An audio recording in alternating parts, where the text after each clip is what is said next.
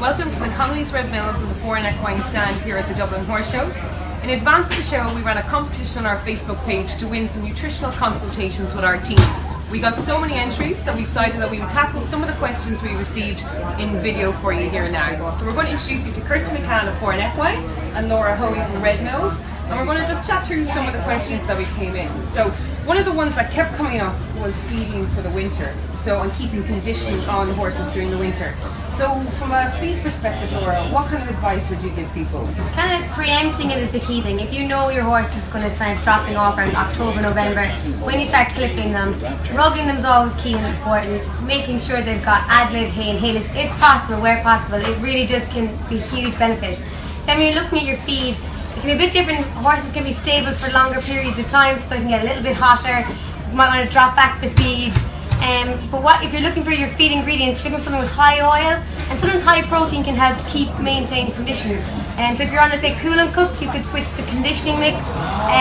They're for horses that their temperaments stay level all season. Then you've got something that heats up. You're looking for something with low starch, high fibre, high oil, and that's where our horse care range really comes into play. Kirsty, is there anything you think you could add in? Yeah, it's always a great benefit to add in an oil during the winter, or even at any time during the year, and it's a great conditioning item to add into the feed as well. Even though the horse care is a high oil feed anyway, adding it in during the winter can always be of a benefit. Also preempting the fact that maybe you're coming off of all grass diet during the summer and going into the winter, having a good vitamin and mineral balance into the diet just coming into the autumn and then on into the winter would be great. So by using either the Balancer and the Grow Care or the Performa Care Balancer from Red Mills or the Chevenol from Foreign Equine, both were working really well. That's actually a really good idea. Vitamins and minerals can play a massive contribution to keeping condition, because the minute their vitamins and minerals can start dropping, it can really affect body weight and muscle development. So yeah, adding in vitamins and minerals, even top dressing. So if you're on, let's say, cool and cooked, you can just top dress with a cup of Balancer or with some Chevenol. It really can help. Because I suppose it's natural enough during the winter time. Obviously temperatures are going to be colder, conditions are more harsh, horses are maybe not going to survive the dark evenings, but it is important to obviously keep up the nutritional plan, just with some tweaks maybe for the Absolutely, winter months. especially if you've got maybe a thoroughbred or a horse that's part thoroughbred. They tend to lose condition very, very quickly. So people would always say it comes in with the cold wind, the weight will fall off them.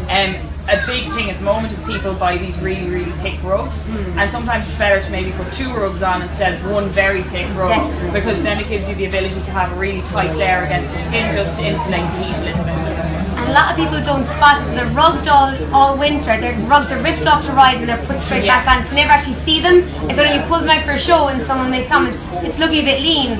It's because it's not a bad thing. We just see them every day. We don't notice changes. So just taking a look once a month, once every 6 weeks, have a feel over his ribs, his back end. Just have a quick look. It doesn't take long, and you just have to remember to do it. We all look at them. We take great care of our horses, but it's just being a little bit aware at these times of year to be extra careful or extra aware. Absolutely. And then what about the horses that are turned out for the winter? So there might seem that there's a ton of grass out in the field. You've let your paddocks been repaired with some of your winter grazing, but your horse isn't doing well.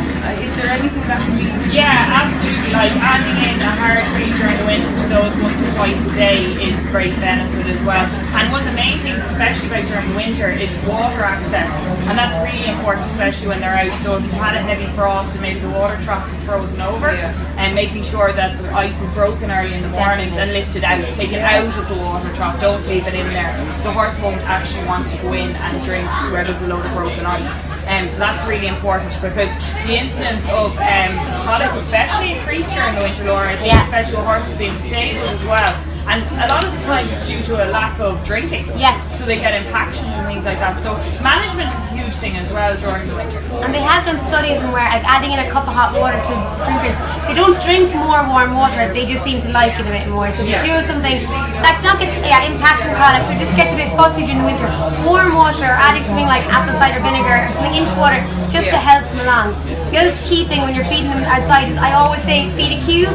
Cubes are just cleaner to feed outside.